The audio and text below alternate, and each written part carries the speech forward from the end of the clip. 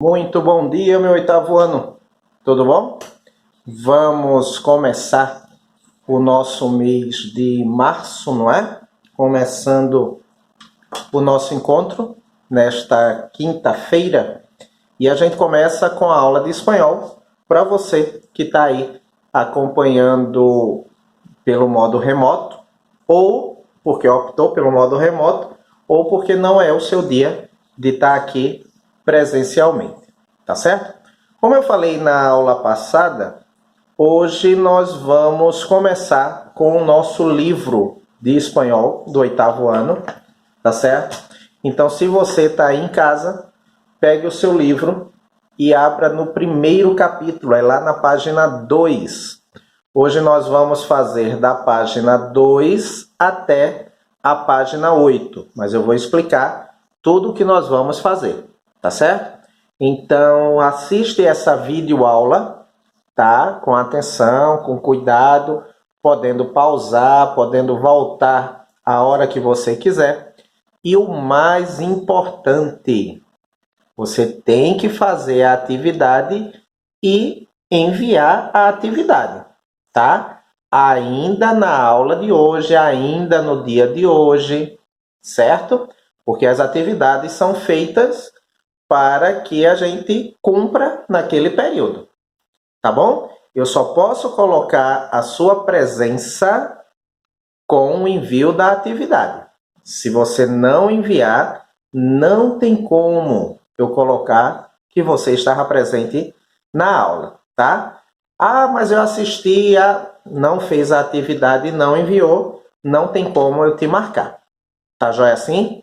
Não esquece de quando enviar a atividade, colocar o nome. É muito importante, porque em alguns apps não tem a foto, tá? Tem um emoji, tem um anime, tem qualquer outra coisa, menos a foto. Então, quando você enviar a sua atividade, não esquece de colocar o teu nome. Tá joia assim? Combinado? Então, muito bem. Então, pega lá o teu livro de espanhol, tá? E abre na página 2. Começou a nossa aula de hoje. Muito bom dia, pessoal. Vamos lá. Legal. Então, começando no primeiro capítulo, página 2, a gente começa com o seguinte título: La fiesta de cumpleaños que nunca tuve. A festa de aniversário que eu nunca tive. E ele começa diferente porque ele começa mostrando este quadro aqui, ó. Tá? E na sequência eu tenho duas perguntas de compreensão do texto. A primeira diz assim, ó: Este dibujo te parece alegre ou triste? Encuentra en la figura elementos que justifiquem tu resposta. Lembrando que dibujo é a mesma coisa que desenho, que figura, que gravura, né? Esse primeiro é uma resposta pessoal. Você olhando para esse quadro, você acha que ele parece triste ou alegre? E o melhor, por quê? Tá? Na continuação, ou seja, no exercício 2, ele quer que você complete esta frase aqui, ó, tá? Com essas palavras aqui. Cada palavra vai em um espaço e não se repete. Cada um tem o seu local correto. Tá muito fácil. É só você prestar atenção na frase e ver que palavra completa corretamente. Entendido? Legal. Vira a página aí, para a página 3. Na página 3, nós temos cajón de palavras, ou o nosso vocabulário. Cajón de palavras.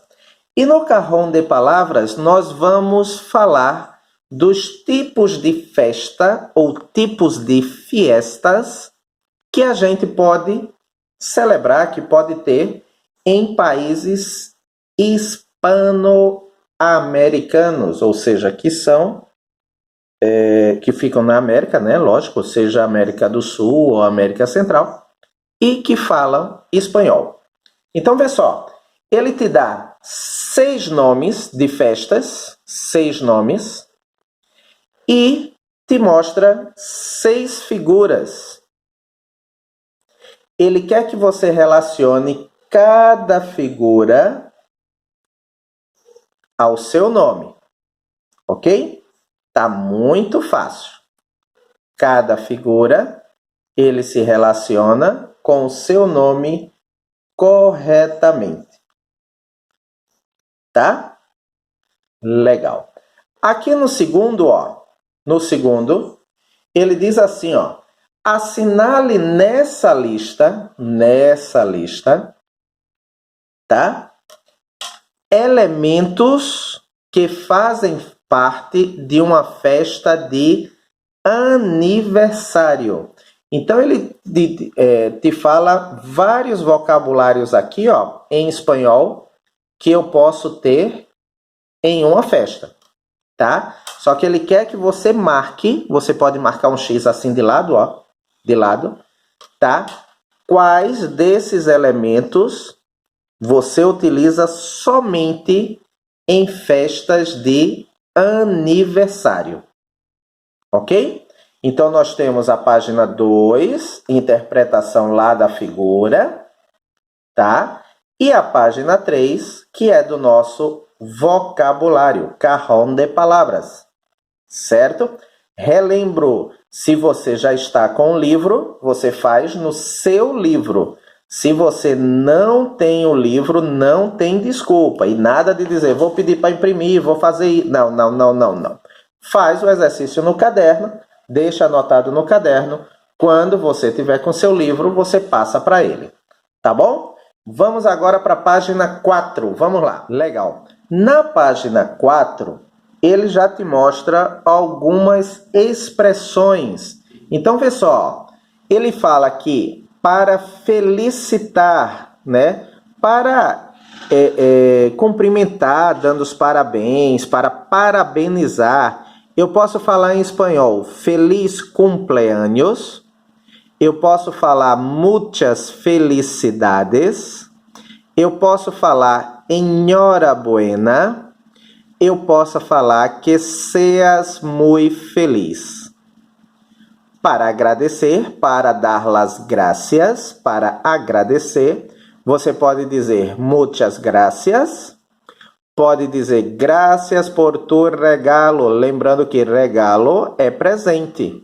Então, você só vai responder isso daqui se alguém te deu um presente. Es muy lindo. Antes da gente ir para essa atividade, que é muito fácil, eu quero relembrar, principalmente para você que ainda nunca estudou espanhol, que você está vendo aqui, ó, o ponto de exclamação de cabeça para baixo, o ponto de exclamação normal.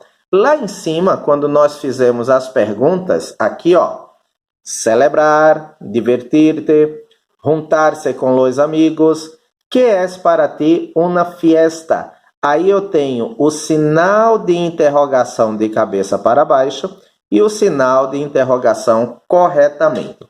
Se você nunca estudou espanhol, isso é uma parte gramatical, tá?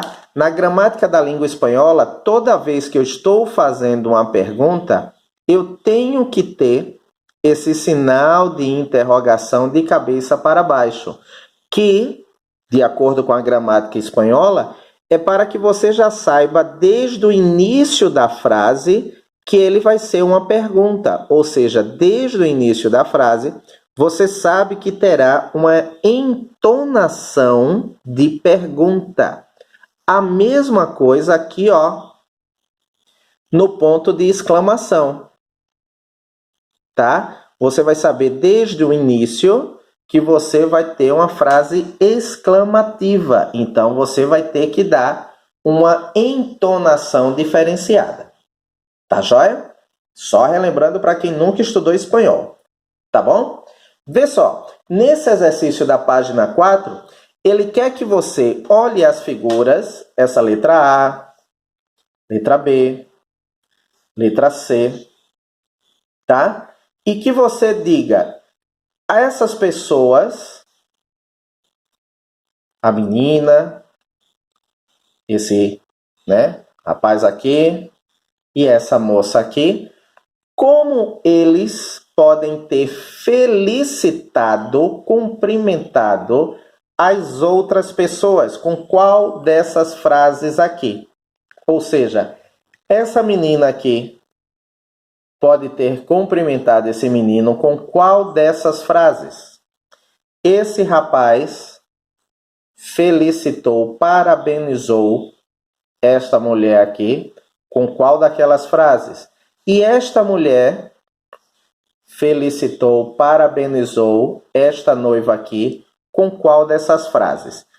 Depois, tá? Você escreve aqui, ó, a frase da primeira pessoa.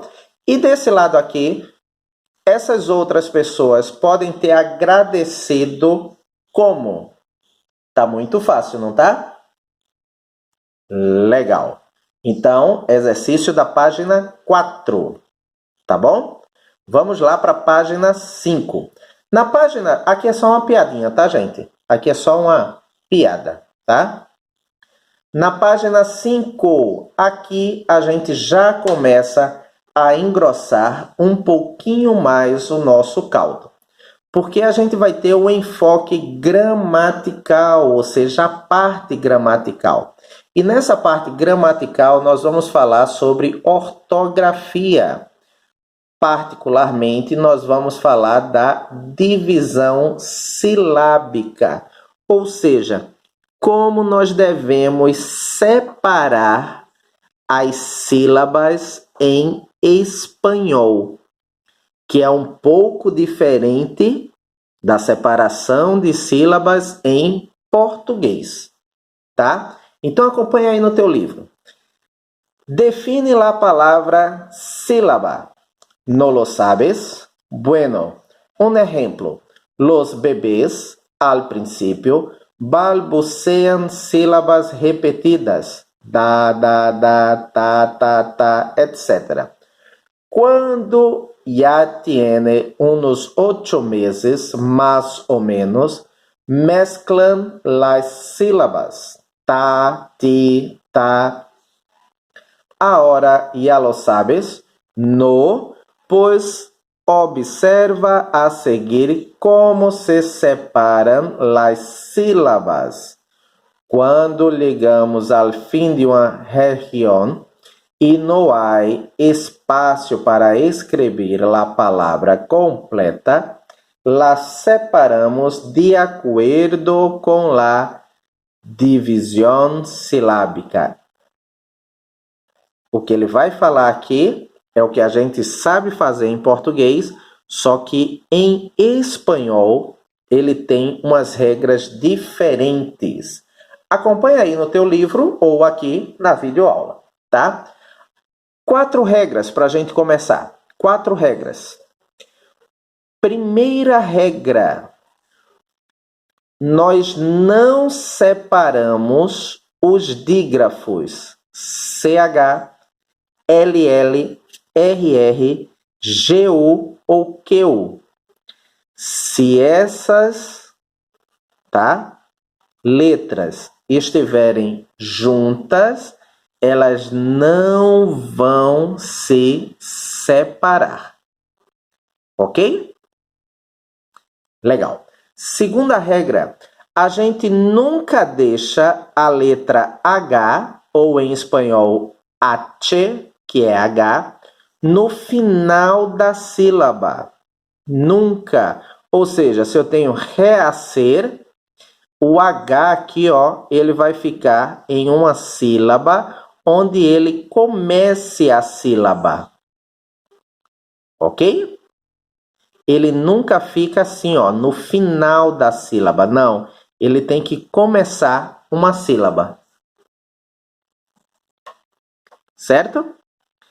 Terceiro, os ditongos ou os tritongos devem estar juntos. Paraguai, U-A-Y, Y, U-A-Y. Estudiais, I-A, ditongo, eles têm que ficar na mesma sílaba. Feito? Legal. Agora vem aqui, ó. Esse 4 é o oposto desse primeiro. Porque, vê, e aqui ele disse que os dígrafos você não separa. Já aqui, ó, ele fala que os encontros consonantais, PT, BS, CC, MN, CT, esses devem se separar, tá? Outra coisa importantíssima, se você tiver somente duas sílabas, a chamada bissílabas, essas palavras não se dividem. As palavras bissílabas, ou seja, somente com duas sílabas, elas não se dividem, certo? A mesma coisa aqui, ó. As vogais não devem aparecer separada. Equipo. Eu nunca posso separar assim, ó. Equipo. Não. Ok? Se eu for separar aqui, são duas sílabas. Não posso. Tá joia? Legal. Então, vamos ver, ó. Agora a gente pode botar em prática. Ele diz assim, pelo que nós estudamos, pelas regras lá de cima, ele quer que você separe corretamente estas palavras aqui. É só olhar as regras lá de cima que você consegue separar as palavras corretamente. Ok? Entendido? Muito bem. Vamos lá, joia. Seguindo em frente, a outra parte gramatical que nós temos está aí na página 6, ó. Las conjunciones, ou as conjunções. Ora, conjunções em português é aquela partícula que vai juntar uma frase a outra frase, não é verdade? Em espanhol vai ser a mesma coisa. Só que em espanhol, ó, ele te mostra aqui embaixo a classe das conjunções, tá? Elas podem ser copulativas. O que é isso? São aquelas conjunções que elas somam as informações, elas juntam as informações. As conjunções podem ser disjuntivas, disjuntivas, que são essas duas aqui, ó. Ou seja, ela dá duas opções que você pode eleger aquela que você acha melhor, tá? Elas podem ser distributivas, que são essas conjunções aqui, ó. O que é que isso quer dizer? São as conjunções que dão alternância. Uma hora um, hora outro, elas dão alternância. Elas podem ser consecutivas, que são essas daqui, ó. Tá? E que elas dão, lógico, se são consecutivas, dão consequência. Acontece alguma coisa, consequentemente, tem aquele resultado. Tá? Elas podem ser explicativas, que são essas daqui, ó. E aí, claro, se são explicativas, servem para explicar. E elas podem ser adversativas, que são essas conjunções aqui, ó. Tá?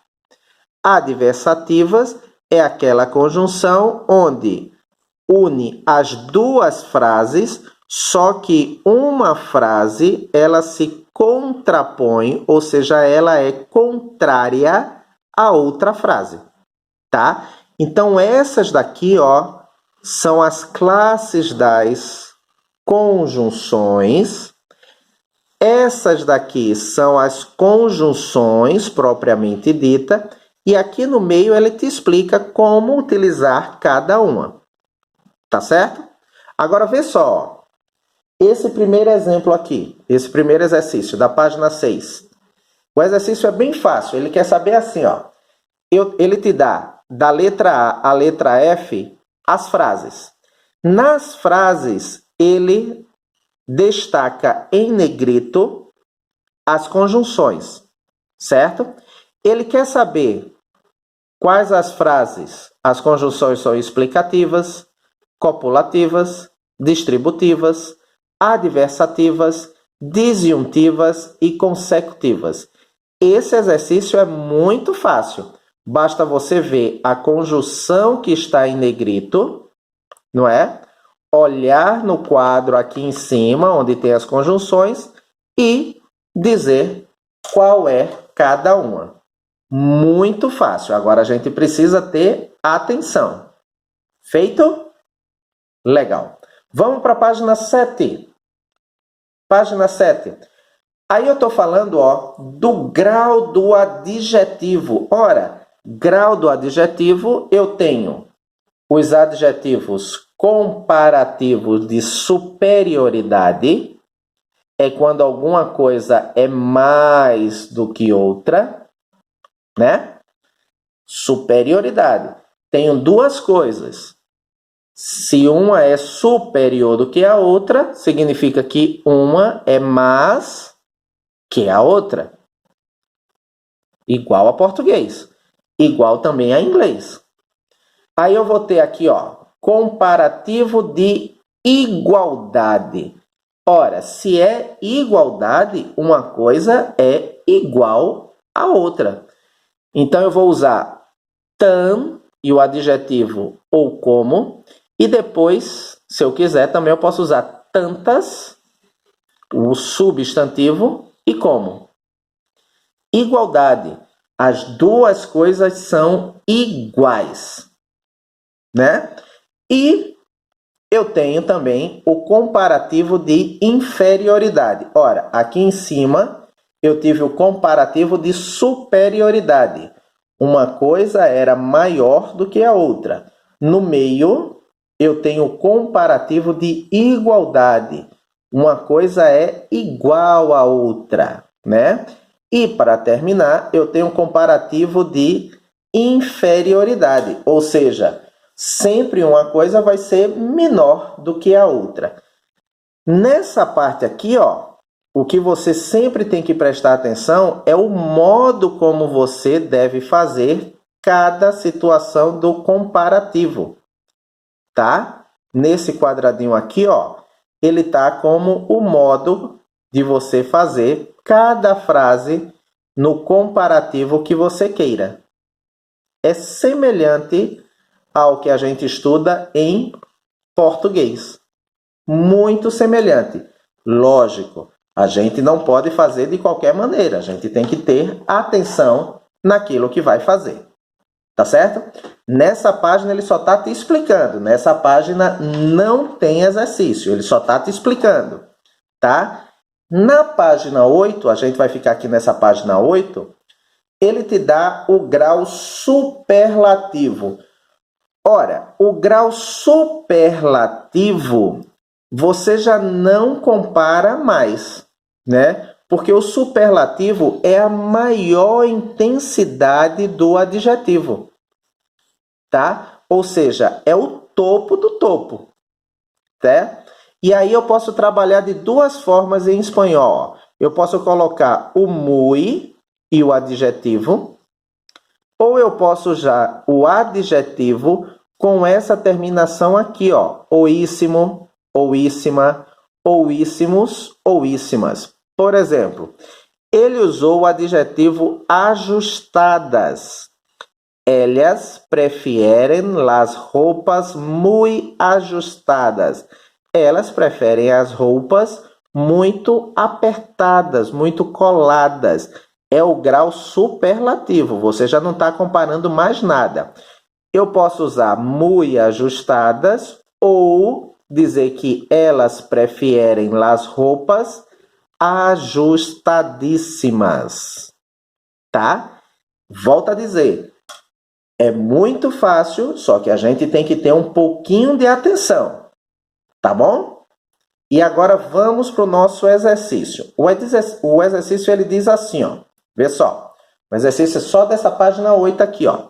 Ele fala: para intensificar algumas palavras, nós temos outras formas do superlativo, tá? Então, por exemplo, se eu tenho bueno, o superlativo de bueno, que é bom, vira mejor. Bom, melhor. Bueno, mejor. Se eu tenho malo, que é mal, né? O superlativo dele, peor. Malo, peor. Se eu tenho grande, o superlativo dele, maior. Tá? Se eu tenho pequeno, o superlativo dele, menor. Isso, outras formas, são palavras, digamos assim, especiais, tá? Legal. Aí vem agora. Na tirinha, Agatha faz comparações entre Hermanurro, que é esse personagem aqui, ó, e Gaturro, que é esse daqui.